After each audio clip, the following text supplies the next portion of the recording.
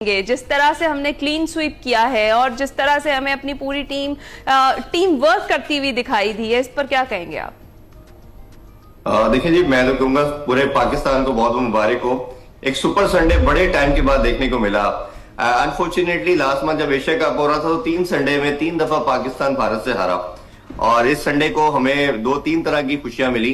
पहला तो जिस तरह जिक्र आप कर चुके हैं कि पाकिस्तान ने श्रीलंका को व्हाइट वॉश किया, that is somehow written on the wall. जिस तरह पाकिस्तान पहले 2 मैच जीता था, एक्सपेक्टेड यही था कि पाकिस्तान अच्छा करेगा और मैच जीतेगा। अच्छी चीज यही थी कि आपने नए बच्चों को चांस दिया, खासतौर पे जिस तरह फैसल अकरम की मैं बात करूंगा, बड़े अरसे से मैं इसको बैक कर रहा था, मैं इस हवाले से बात कर रहा था कि इसको टीम में होना चाहिए, क्योंकि लेफ्ट आर्म जो रिस्ट स्पिनर है उसकी अलग यूनिकनेस होती है। और जब वो आए और उन्होंने शानदार स्पेल किया, 2 आउट भी किए, 1-2 शायद विकेट और ले सकते थे बट थोड़ा अनलकी रहे, बट बहुत जबरदस्त वो खेले। इसी तरह दूसरे मैच जो था शायद उस पर ज्यादा नजरें थी सबकी, क्योंकि हम रिसेंट पास में इंडिया से बहुत हारे हैं। और जैसा राइजिंग स्टार एशिया कप की बात आप कर रहे थे, उसमें जो खास तौर पे हमें माज सदाकत की बात करनी पड़ेगी।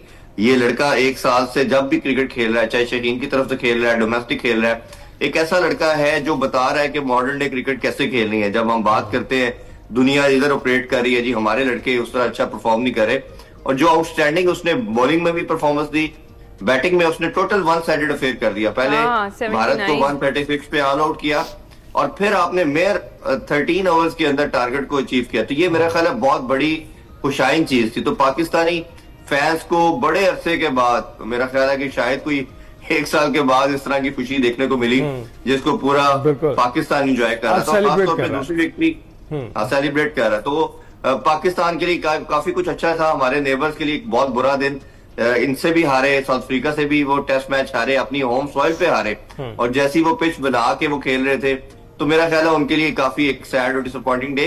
ये वैसे एक चीज हमें ना लेसन भी देती है कि जब वो जीते हैं तो वो ऐसी हरकतें कर जाते हैं, ऐसा वो सेलिब्रेशन करते हैं। मैं एशिया कप के दौरान उधर ही था दुबई में, तो इवन उनके जर्नलिस्ट भी ऐसा बुरा रिएक्ट करते थे कि हमें शर्मिंदगी होती थी कि ये कैसे कर रहे हैं। तो ये इस चीज का एक मकसद है, आपको ये स्पोर्ट्स बताती है कि यह साथी काम है, रुलाती ज्यादा है। ये क्रिकेटर के लिए भी यही बात बोली जाती है, आम फैंस के लिए भी ये मेरा ख्याल है ये माइंड में चीज रखनी चाहिए। नहीं, लेकिन तो ये पाकिस्तानी लोगों के लिए तो बहुत इम्पोर्टेंट। हम तो बहुत रो चुके हैं, लेकिन अब मेरा ख्याल है रुलाने की बारी है, हमारे आसाब मजबूत हो चुके हैं। सलीमी साहब आप बताइए। आदी हो चुके हैं, हमें नहीं फर्क पड़ता। बिल्कुल आदी हो चुके हैं। सलीमी साहब, ये दोनों फतवात को आप कैसे देखते हैं? जी बिल्कुल सच्ची बात तो ये है कि अगर मैं ये कहूँ कि मैं आपके लिए खुशियों का पैगाम लाया हूँ, मौसम बहार की जो रंगीनियाँ हैं, दिल रुबाइयाँ, दिल कुशाइयाँ, दिल अवेजियाँ और खुशखबरियाँ लाया हूँ। खुशखबरी भी 1 नहीं है, 2 नहीं, 3 नहीं, 4 नहीं, 5 नहीं, 6 नहीं, बल्कि 7 खुशखबरियाँ, 7 खुशखबरियाँ हैं। और इंडिया के लिए जहां हमारे पास 7 खुशखबरियां हैं, इंडिया के लिए 4 बुरी खबरें। अच्छा, अब जरा बता दे जल्दी से। जी बिल्कुल, उसमें 11 ही हो गए, टोटल 11 हो गए जी, टीम बन गई पूरी, जो ना खुशियों, अच्छी खबरों की और बुरी खबरों की पूरी एक टीम बन गई है। अच्छी खबरें ये है कि शहीन शाह अफरीदी की कप्तानी में पाकिस्तान मुसलसल जो है दूसरी दफा वनडे सीरीज जीता है। श्रीलंका के खिलाफ हमने क्लीन स्वीप किया है, और ये तीसरी दफा ऐसा हुआ है।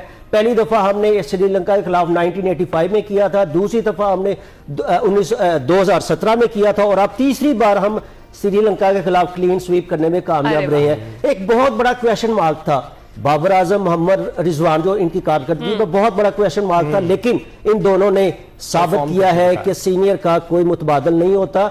और जिस तरीके से रिजवान ने कल 50 की है और अपना 100वां मैच मुकम्मल किया है। यहाँ पर आपको ये भी बता दूं कि जब रिजवान ने अपना 50वां मैच खेला था, उस वक्त भी उसने 50 की थी, और ये जो 100वें मैच में भी वो 50 करने में कामयाब रहा है। इससे पहले क्वेश्चन मार्क था। 2.5 साल के बाद बाबर आजम, उन्होंने भरपूर इनिंग्स खेली और सेंचुरी मुकम्मल की। इसका मतलब है कल भी आपने देखा होगा कि जब ये दोनों प्लेयर्स फखर जमान के बाद जो दोनों प्लेयर डट गए हैं, और उसके बाद पाकिस्तान बड़ा आसानी के साथ ये मैच जीता है। और जो संदूर, इंडिया का क्रिकेट का संदूर ऑपरेशन जो 2 था, वो बुरी तरह नाकाम हुआ है। जिस तरीके से मोहसिन नकवी चेयरमैन PCB, मैं समझता हूं कि हकीकी मायनों में पाकिस्तान क्रिकेट फैन के ये मोहसिन है। जिस तरीके से 8 प्लेयर वापस जाना चाह रहे थे और इन्होंने क्रिकेट डिप्लोमेसी का सहारा लिया, फील्ड मार्शल हाफिज आसिम मुनीर, उनकी भी कोशिशें, सबके मुश्तरका काविशों से ये सब कुछ ये बहाल हुआ, और खासतौर पर जो हमने जिस तरह से टीम को रोका और उसके बाद फिर परफॉर्मेंस दिखाई हमारी टीम ने, तो मजा दुबाला हो गया इसका। इरफान अभी जिक्र कर रहे थे सलीमी साहब बाबर रिजवान की परफॉर्मेंस का, पहले जरा बाबर की परफॉर्मेंस की बात करते हैं, बाबर की सेंचुरी की बात करते हैं। आखिरकार किंग बाबर आजम ने सेंचुरी की और कितने लंबे अरसे के बाद शायकीन को खुश किया। देखिए ओबियसली ये 83 मैचेस के बाद इनकी सेंचुरी आई है। विराट कोहली की भी एग्जैक्टली 83 मैचेस के बाद आई थी। अच्छा, इसमें इंपॉर्टेंट डिफरेंस ये है कि बाबर के 807 दिन ऑलमोस्ट समहाउ बनते हैं। विराट कोहली पे इसलिए क्रिटिसाइज ज्यादा नहीं हुआ कि विराट कोहली की तरफ से मैच विनिंग इनिंग्स बहुत ज्यादा थी। दूसरा, विराट कोहली जब बुरा भी कर रहा था, बुरा इन अ वे के सेंचुरी नहीं आ रही थी, बट वो 70-80 कंटिन्यूसली कर रहा था और उनकी टीम फिर भी जीत रही थी। पाकिस्तान का ज्यादा प्रॉब्लम ये हुआ कि लास्ट 2 ईयर्स में एक तो हम हारे बहुत ज्यादा, दूसरा बाबर की तरफ से सेंचुरी नहीं आई, और एक ही वाइट प्लेयर था जो कंटिन्यूसली रन भी कर रहा था, तो कहीं ना कहीं प्रेशर बहुत ज्यादा था। अब इस सीरीज में अगर बाबर की परफॉर्मेंस हम देखते हैं तो मुझे शायद अभी भी उस तरह वो प्रॉपर निक में नजर नहीं आया। एक सेंचुरी तो आई बट वो ड्यू थी उस टाइम काफी, और उनके कॉन्फिडेंस के लिए तो ये बहुत खुशाइन चीज है कि बाबर की एक मेंटल एक ब्लॉक था कि सेंचुरी मेरे से नहीं हो पा रही, वो सारी चीजें ये है, बिल्कुल ठीक है। लेकिन जो सबसे बड़ा मिसना और अली कंसर्न इसमें ये है, वो ये कि बाबर एक तरह आउट होते जा रहे हैं। क्रिकेट में आप ये हमेशा कहा जाता है कि जब आप डिफरेंट तरीकों से आउट होते हैं तो ये कोई प्रॉब्लमेटिक पार्ट नहीं है, क्योंकि ऑब्वियसली किसी बैटर को आउट होने के लिए एक बॉल चाहिए। बाबर का जो मसला है वो अंदर वाली बॉल है। वो लेफ्ट आर्म स्पिनर आता है तो वो थोड़ा सा बॉल को आर्म बॉल करता है, अंदर लाता है, बाबर आउट हो जाते हैं। लेग ब्रेक बॉलर आता है, वो गुगली करता है, बाबर से वो रीड नहीं होती। तो ये इतना टॉप नॉच का प्लेयर जो 3 साल ओडीआई में नंबर 1 रहा है, 2 साल T20 में रहा है, दुनिया में T20 में हाईएस्ट रन गर्द कर चुके हैं, पाकिस्तान की तरफ से सबसे ज्यादा सेंचुरीज करने वाले वो प्लेयर बन चुके हैं। तो एक इतना एविडेंट किस्म का उनका प्रॉब्लम क्यों हल नहीं हो रहा, ये बहुत बड़ा कंसर्न मेरी नजर में। अच्छा इरफान, एक आप होता है कि आप बेसिक पे ये भी बताइएगा कि सबसे ज्यादा सेंचुरीज करने वाले या सईद अनवर के साथ जो है रिकॉर्ड बराबर करने वाले हैं, 20 सेंचुरीज बराबर कर चुके हैं, बट ऑब्वियसली एक लंबा कैरियर पड़ा, अभी जस्ट इन्होंने 136 मैचेस के अंदर। अच्छा, दूसरा ये बताएगा कि आप ही से मेरा सवाल है कि ये जो होम ग्राउंड का एडवांटेज था और बाबर अपने होम ग्राउंड पर स्कोर करने के लिए पहले भी जाने जाते थे, इसका एज कितना मिला उनको? देखिए 2 चीजें हैं। जिस तरह आपने होम एडवांटेज की बात की, वो ऑब्वियसली आपको मिलता है, आप इन कंडीशन से एक्विंटस होते हैं, आप बहुत ज्यादा खेले हैं, क्लेमेटाइज होते हैं कंडीशन से। दूसरा, सेकंड बैटिंग करना बहुत कन्वीनियंट हो जाती है इस वेदर के अंदर, क्योंकि आपको पता है लेट अक्टूबर में और अर्ली नवंबर में ड्यू फैक्टर बहुत आता है, और हमने देखा कि 8-9 बजे के बाद ड्यू आना शुरू हो जाती है। तो पाकिस्तान ने इसीलिए लास्ट 2 मैचेस में जैसे ही टॉस जीता तो उन्होंने बैटिंग को ऑप्ट किया। सरप्राइजिंगली पहले मैच में नहीं किया, वो एक अजीब चीज नजर आई। तो ये पाकिस्तान के लिए कन्वीनियंट हो गया बैटर्स के लिहाज से।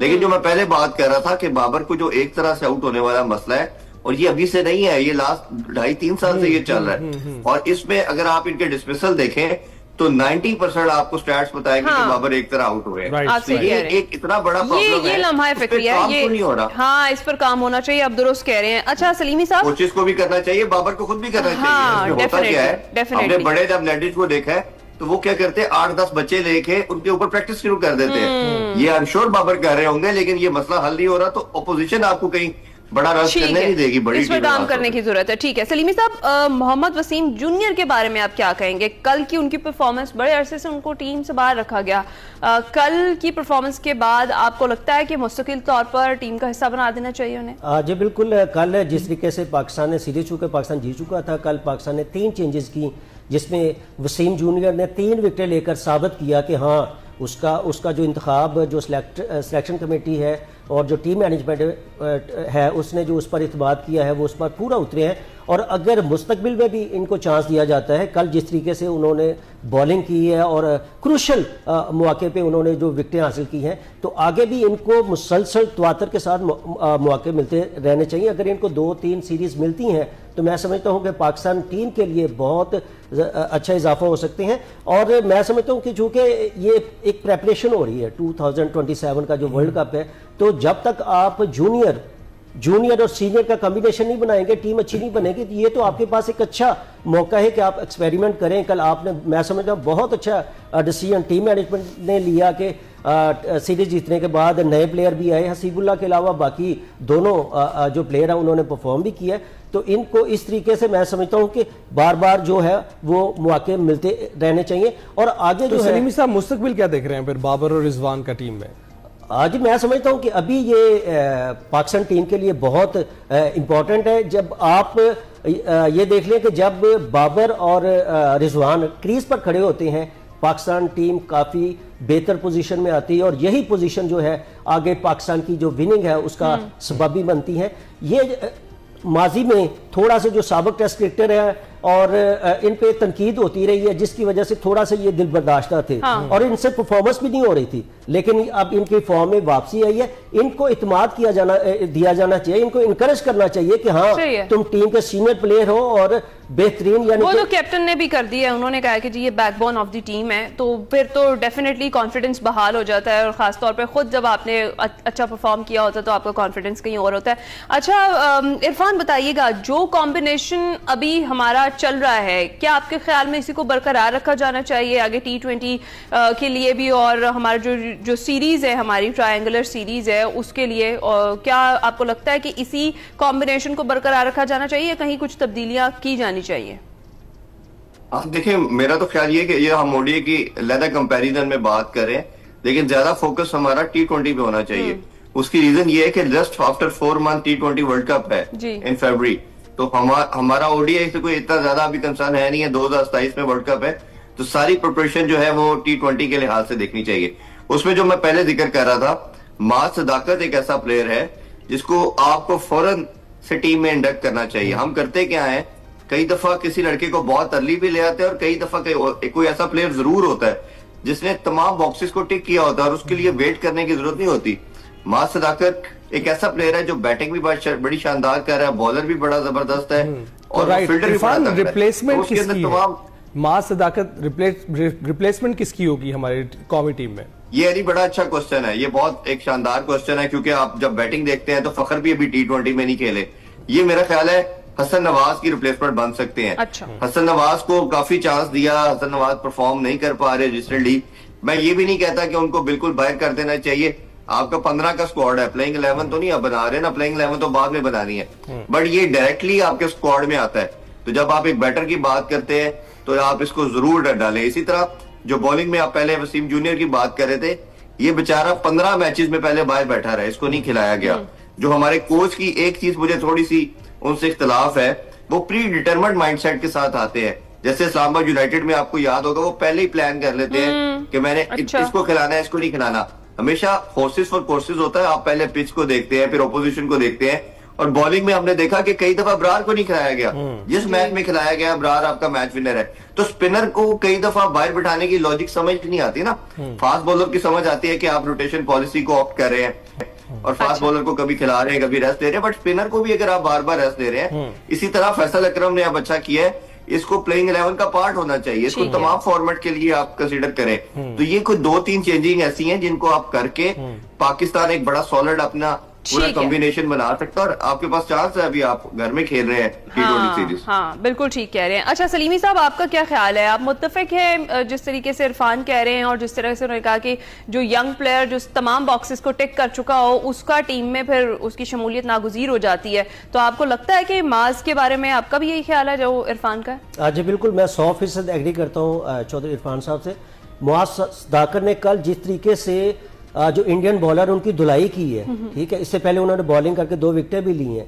ये मैं समझता हूँ कि जब शाहिद खान अफरीदी अंडर 19 खेल रहे थे, ठीक है, और उनको कौमी टीम में लेके आया गया था, पहले मैच में वो थोड़ा सा नाकाम हुए थे, लेकिन उसके बाद उन्होंने वर्ल्ड रिकॉर्ड बना दिया, 13 सेंचुरी बना दी और पाकिस्तान टीम के लिए लाजुम मलजूम हो गए।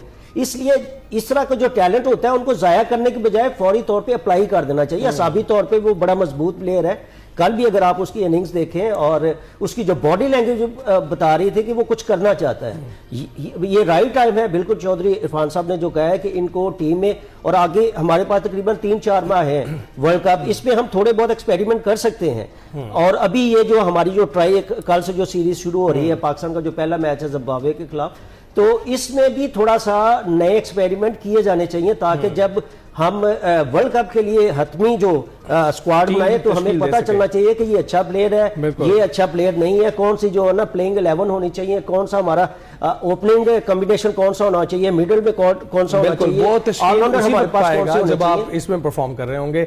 बहुत बहुत शुक्रिया सलीमी साहब, इरफान साहब का तज्जिया किया आपने इस सारी सूरत हाल पर, क्रिकेट पर।